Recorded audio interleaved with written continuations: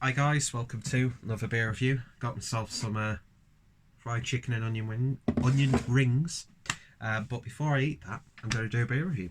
And today we're going over to California, I believe.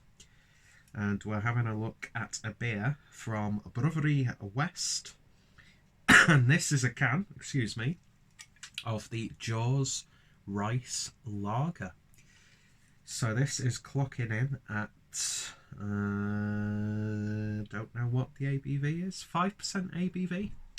And just look at that artwork, really unique. Each of these letters is like an individual sticker, so hopefully I can get them off. And then you've got some really nice little, pizza slice with Brouwerij West. Yes, the inner hipster is absolutely screaming with joy with this can. Definitely one of the most interesting designs I've seen, and I really like it. Must have been an absolute fucking pain in the arse when they were canning this. But yeah, so I shall try and save each of those because I'm sad like that, and I've got literally a box full of beer labels which I sometimes turn into collages, which isn't really an artistic skill when you think about it. But anyway, so I think this will go well with some chicken and onion rings. I'm going to be breaking in my Hop House 13 lager glass, which I got for £1 from Morrison's. So yeah, this can came from the October Mikkeller Beer Club box, so referral link is always in the description. And yeah, when it comes to the Mikkeller Beer Club beers, nearly dropped both the glass and the can. I've started to adopt uploading 2 videos on that day. So when it's like a beer from a different brewery, then I'll upload 2 beers from the Beer Club glass from different breweries, and then obviously I'll do one, and it's spilling everywhere.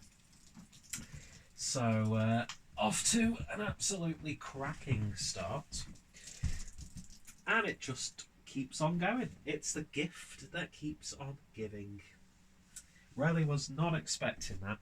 Luckily, I have clothes from yesterday on the floor, so I'm just gonna mop it up with that. But yeah, look at that carbonation. It's still going. Yeah, maybe a slight conditioning issue, I don't know. It's been in the fridge, it's been sturdy. But yeah, very aggressive. I was really not expecting that. Caught me well off guard. And I've got beer everywhere. Oh well. If a bit of spilt beer is the worst thing that's happened in your day, then you've had a good day as far as I can see. Although, no, not really, because locally, 3 people got shot today in the sunny town of Skelmersdale, which I'm sure Adam will very much understand, as he keeps rightfully telling me to get out of Skem. And I did get out once, went to Germany, but thanks to circumstance, found myself right back in this shithole that I call home. But yeah, beer in the glass then, it's calmed down nicely. Nice amounts of haze there, a bit more chill haze, but it's an unfiltered beer. Lovely golden crisp look to it, and the beer now has 3 fingers worth of nice reinforced fluffy white head. So let's see what we get on the nose. Not really getting too much at all. I wasn't expected to get a big nose on this, with it being a rice lager. You all get very subtle, bready, starchy sort of character. A little bit of sweetness, a little bit of muskiness. I do think that head is blocking it a little bit. Maybe the glass is just a bit unsuitable, which is ironic since it's a lager glass. Ah, there we go. Yeah, it smells like a classic American adjunct lager. Yeah, along lines of Bud Light, Pabst Blue Ribbon, that sort of thing. 2 lagers, by the way, which I'm a massive fan of. And Miller Genuine Draft. I really enjoy Miller Genuine Draft. Also, how have they managed to get Bud Light to have much more of a body and much more flavour than actual Budweiser? Never understood that. And I'm sure the guys and girls over at Brouwerij West won't be too upset if I make that comparison, because it's a rice lager. Do you know what I mean? It's hardly going to be like artisanal uniqueness. Do you know what I mean? But what's there smelling really nice? Nice and subtle. Let's give it a taste. Cheers, guys.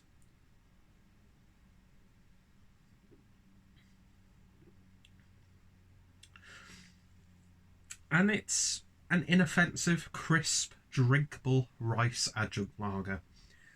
You do get that rice character in there, but more of that like uncooked rice grain. Graininess is what I wanted to say. Well, luckily there's no off flavour, so I don't think it's an infected can. I just think it was... I don't know what caused that eruption when I opened it, but you're not getting any sort of offensive notes or anything to dictate that there's anything wrong with the beer. But yeah, it's got a bready, rye bread character on the back end. A little bit of spiciness. I'm not going to lie, there's really not much difference between this and, let's say, something like Pabst Blue Ribbon or a lot of American adjunct lagers. Interesting choice for this, of all beers, from an American brewery to included in the Beer Club box. And I can imagine you're probably paying a little bit more than you should do for a beer like this outside of the US. But you've come to expect that. And it's a little bit of an oddity. Plus, the way the can's designed is just wonderful. And do you know what? It might sound like I'm trying to bash on the beer. I'm not. I like these sorts of lagers. And it's a really well brewed pinpoint lager, which just has a little bit more crispness to it. And there's sometimes, even with those lagers that I mentioned I'm a fan of, you will get like metallic characters sometimes, and it's not really aged well. But this is like refined slightly. And I know that this has split opinions on the Mikkeller Beer Club group on Facebook, but I'm more than happy with this. I can't really pick out too many faults aside from that eruption when I first opened it. But that being said, I can get this beer really easily at the local supermarket, and that's not a bad thing. That's not a dig at the brewery. I want to try more from these guys. I've heard really good things, and yeah, I think that's a really good thing for a craft brewery if they can brew a good, honest, simple lager. Not overcomplicating it, not trying to add their twist on it, not trying to tweak it too much where it becomes just, oh, this tastes like a really, you know, oh, it's going into pale ale territory. That's a real pet hate for me when people overly hop lagers and it just doesn't work. But this, yeah, this is really well brewed. It really, really is. It might lose a bit of a point for the eruption, but then again, I don't know what's caused that, so. But it's going down really well. It really, really is. So you're going to get... It's not blow me away. It's not stupidly exciting me. But I think I'm going to be enjoying this a lot more than some of the more, let's say, opinionated drinkers who've got a hold of this. But then again, I am a macro apologist and a scumbag and just human trash in general. So take my opinions with a pinch of rice. I'm also shit at jokes and puns, but... Yeah, I like that, and it complements chicken strips really nicely.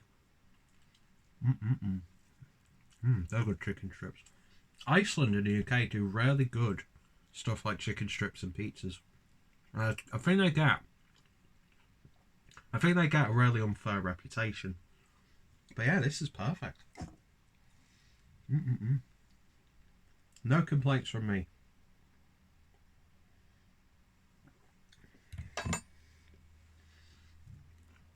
And yeah, we could have had a really puckering sour, a big adjunct stout or a hazy IPA in its place, but I'm very happy with this. I really, really am.